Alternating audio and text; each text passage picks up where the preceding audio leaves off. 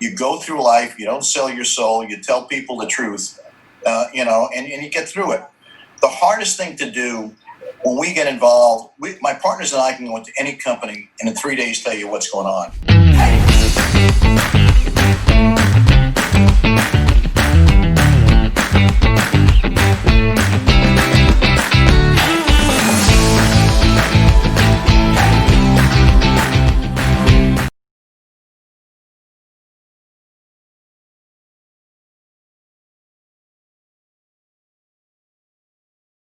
Steven Gerbsman, thank you so much for joining me on 20 Minute Leaders.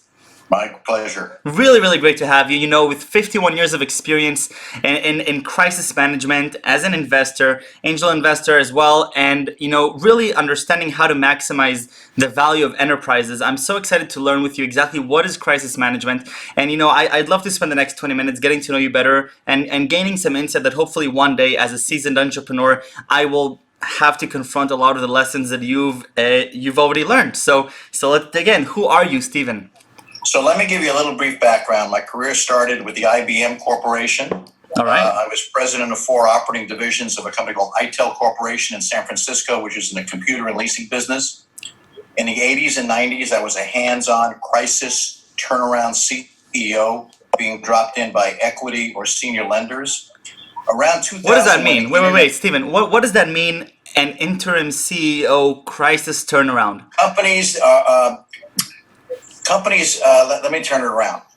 Companies fail and companies succeed for different reasons. Right. Companies fail for 3 reasons: lack of control, preservation, and forecasting of cash. Lack of control, preservation, and forecasting of cash.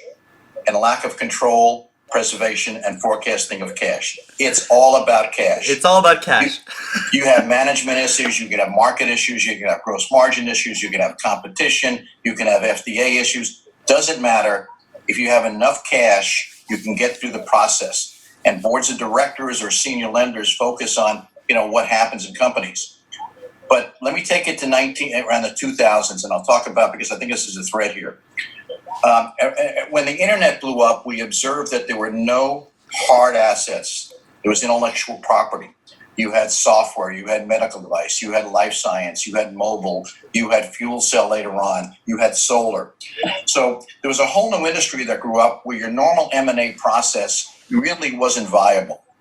So we got involved around 2000 with companies that had anywhere between $10 to $200 million invested. Okay, and these companies, again, something happened, but it all revolved around amount of cash. They were either senior lender companies or they were venture private equity companies. To the extent that what they needed to do was find a way to go forward. So if the board or the bank decided not to continue to invest, which is all about cash, what happens then? So you got to maximize value in relationship, to the market. So we created a process called the date certain M&A process, where we go to market in 6 weeks. We maximize the value of the intellectual property and assets. We've done 109 deals. 109. 109 deals. And, to the extent that we were able to, to save jobs, save intellectual property. Steven, I want to just summarize to make sure that I understood this correctly. What you're saying is that you have a company, it has investments of historically of 10 to 200 million. Now they've reached a point where the investors, current or new, are not interested in continuing along. The company is now in a problem because it's running out of cash. It has assets, it has intellectual property, software. It has value. It has value, but now you're coming in and you're saying, I want to help you maximize this value. I'm going to come in for 6 weeks, in and out, and I'm going to maximize the value of the assets you have, and I'm going to try to save as much as I can of the value of your company, right? I'm going to try to save as much as I can for the value for the stakeholders. For the stakeholders. Stakeholders are equity, creditors, senior lenders, investors, all of the above. Are employees stakeholders? I would call employees stakeholders. And, when you go forward, part of the objective is it's hard for investment banks to do these type of deals because they get into what I call M&A nirvana. They get in reps and warranty issues. You can go on forever. You get letters of intent. And that isn't the real world. So we go to customers, competitors, strategics, VCs for their portfolio companies, senior lenders. We're branded worldwide. We just did a deal in Israel. We've done a couple deals in China, Australia, obviously the US. And the message is the board has made a strategic decision. They want to go forward and try to monetize and maximize value. Now, why did the board do this? Basically, they have a fiduciary responsibility to all those stakeholders and creditors. Right. And to the extent, part of the challenge is, there has to be enough money in the company to run a process, to pay us, to pay the employees, to keep things going, et cetera.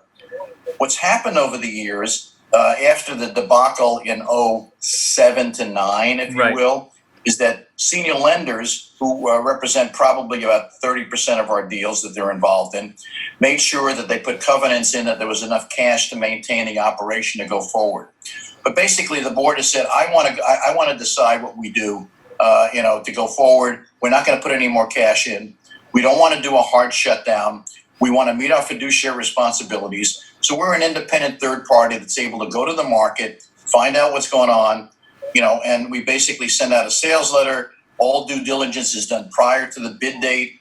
We send out an asset purchase agreement. We require a deposit.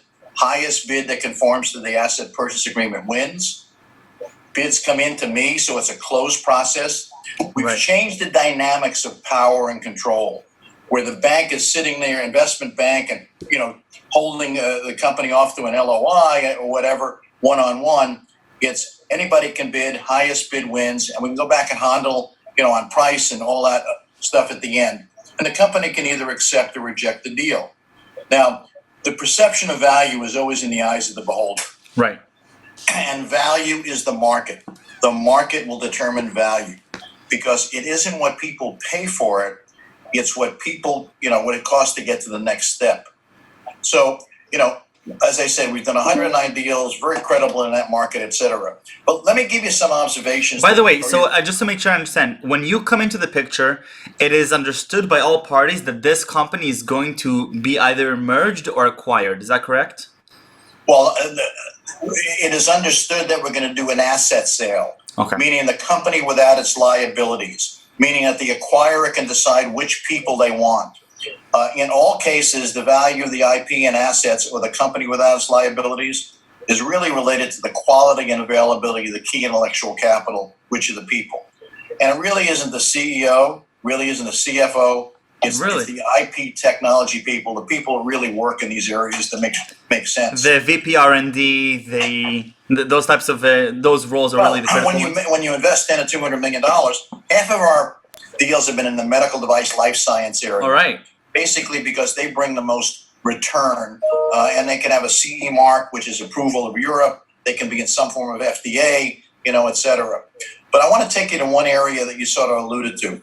When we talk about why companies fail and why companies succeed in young entrepreneurs, the biggest frustration and challenge for myself and my partners who are all ex-CEOs is that the board of directors doesn't hold the CEO responsible and accountable enough. All right, I'm ready for this now, yeah.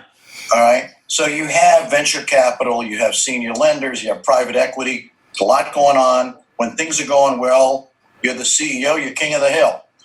If you haven't been through a down cycle, you don't know what to do. CEOs will shut down, they won't communicate. We've been in situations where everybody in the company knows what's going on, but the CEO is concerned about communicating that, which is the worst thing you can do. Of course. It's all about leadership, motivation, morale, communicate.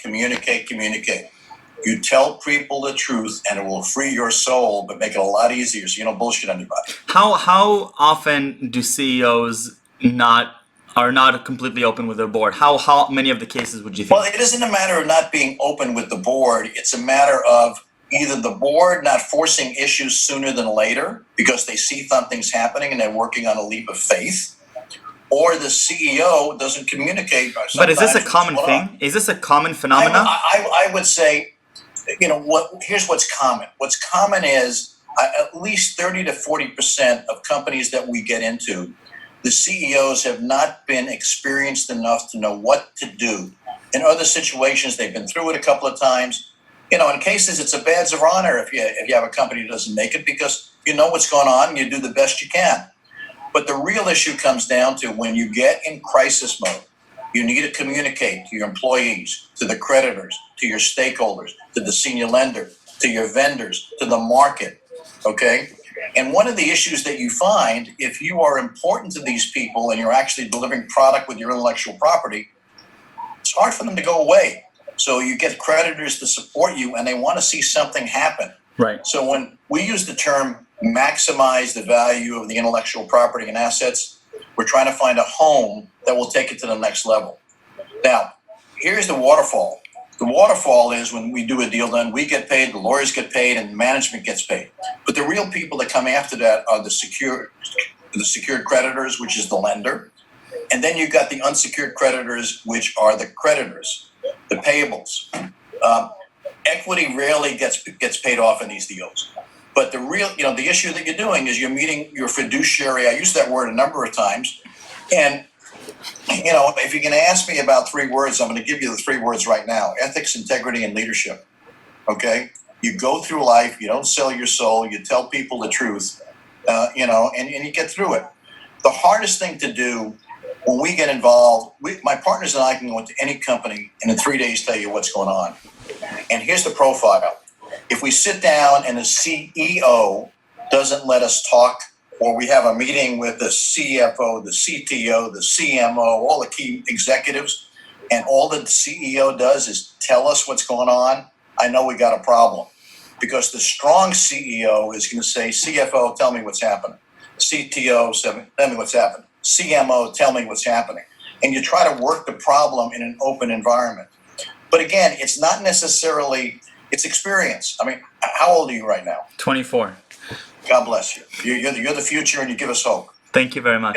Run your company at 27, but unless you've never been through it. That's what I want to know, Steven. So, now it's time for some selfish requests because I want some advice from you. I'm going to run a company. I'm very excited for that. I hope I get to a point where my company is big enough and strong enough.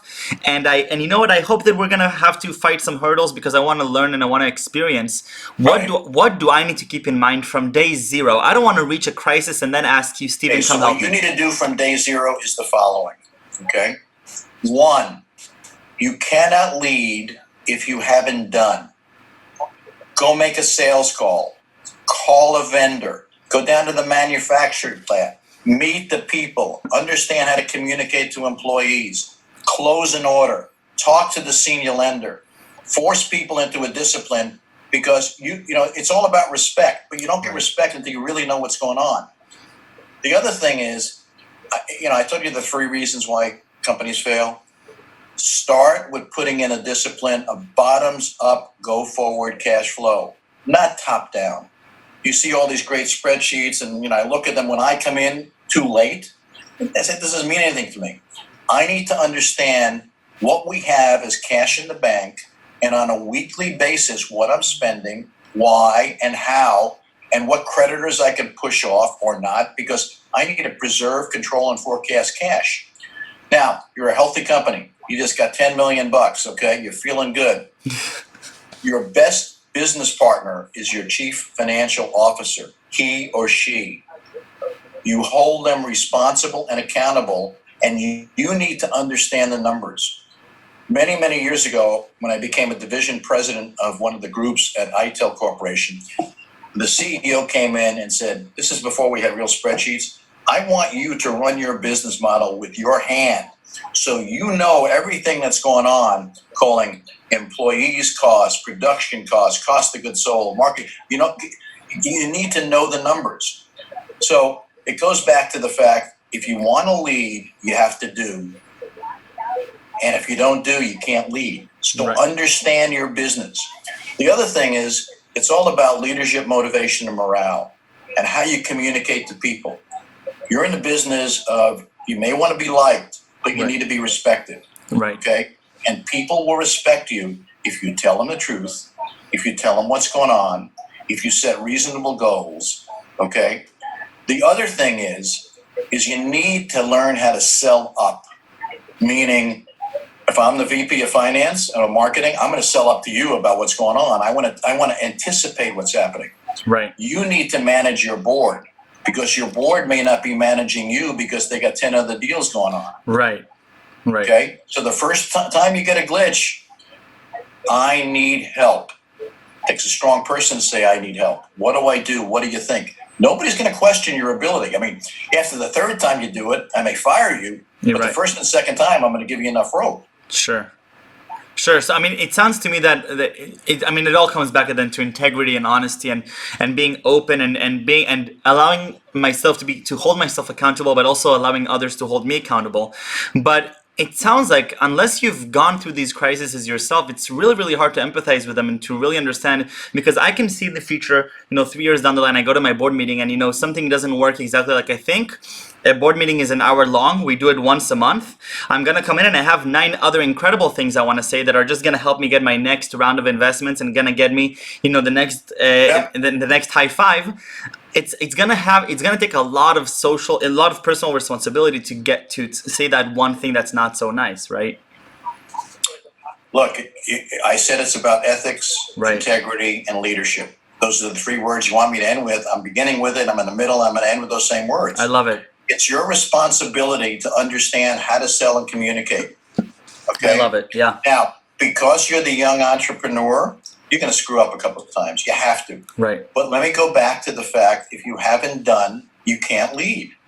So you can't, if you don't know the financial numbers, or you don't know your gross margin, or you don't know the architecture of a sale, or the lead time to sell, lead time to install, lead time to close the sale, lead time to get cash, what your AR is, 30 days, 45 days, what's going on in payables, what's going down on the manufacturing floor, you're in trouble. All right? So in good times, everybody's having a ball. Okay?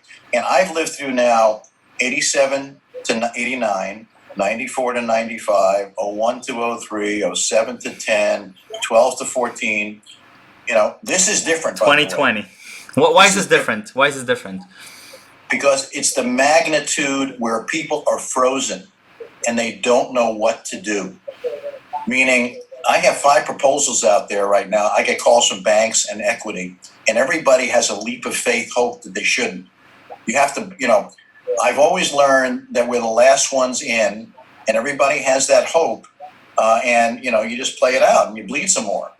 This cycle is very emotional, and you sit here. I 3 months ago, my partners and I discussed, the travel business, the entertainment business, the market coming back. There's no way, and we're now 2.5 months later, everybody thought it'd be great. No way it's going to happen. It's going to take a lot longer. Right. So I encourage people to make the hard decisions now. Right. And I'll give you a different example. Please.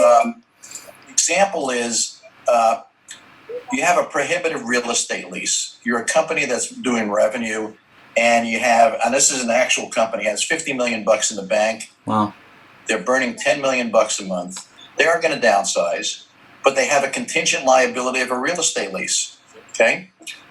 We've terminated and restructured about $800 million of these problem real estate leases. $800 million. Wow. What we tell people to do is don't pay the rent.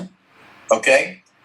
Go to the landlord and say, hey, we need some help here. And to the extent that when we do this stuff, we got to work something out. And the landlord is going to say, no, pay the rent. I'm going to have my lawyer call you, give you a default. And you're going to say, I'm not going to pay. And that's going to cause the landlord to do something, start spending money on lawyers, creating havoc, etc. And you're going to sit there and say, we got to negotiate. Now, where we were in 04 to 06, this is the same timeline. And I'll tell you the ultimate reason why you do this is that it took 18 months to get before the courts then. And basically, the worse you are, the more leverage you have. So you do a contingent liability liquidation analysis. You show how bad it is. And the worse you are, you have more leverage. You're playing poker. You play the insolvency card. All a landlord would get in an insolvency is 12 months or 15% of the lease. They may have 2 to 4 months of letter of credit and deposit. You negotiate.